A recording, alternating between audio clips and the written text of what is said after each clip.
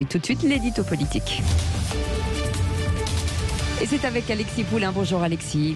Bonjour. Alexis, sale temps donc pour La République En Marche. D'abord, la défaite aux élections régionales et départementales, en tout cas au premier tour, et puis cette censure du Conseil d'État sur la réforme de l'assurance chômage.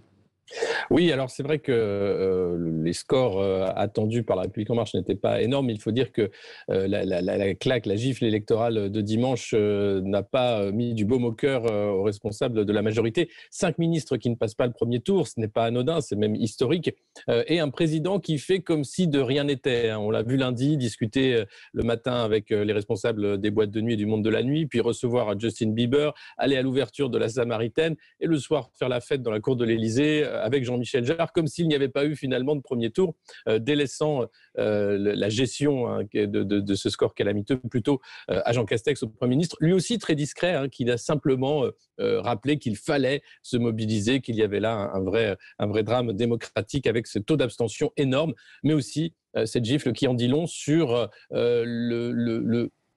la façon dont En Marche est grippée aujourd'hui, avec encore une fois le Conseil d'État qui revient sur une proposition de loi, celle de la réforme de l'assurance chômage, disant qu'il n'est pas ni le lieu ni le moment de faire cette réforme, parce qu'il faut attendre un retour à meilleure fortune du marché de l'emploi. Lorsque cette réforme est mise sur les rails, c'est avec Muriel Pénicaud, ministre du Travail, Édouard Philippe, qui expliquait que si l'économie allait bien, il fallait réformer l'assurance chômage pour assurer un retour rapide à l'emploi.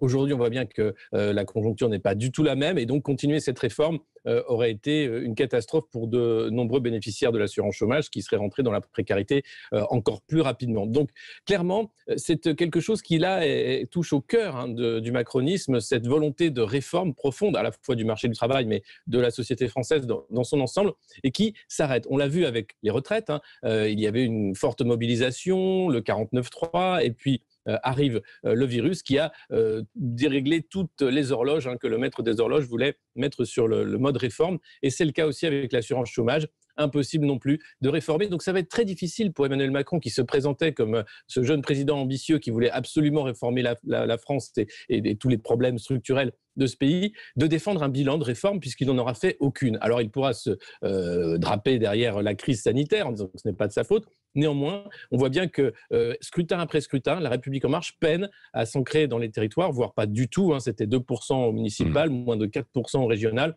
Et donc ça va être très difficile de montrer qu'il peut gouverner sans Racine avec un parti qui est en train de penser même à sa dissolution dans une plateforme plus large pour une majorité présidentielle pour préparer la nouvelle candidature d'Emmanuel Macron. Merci Alexis Poulain.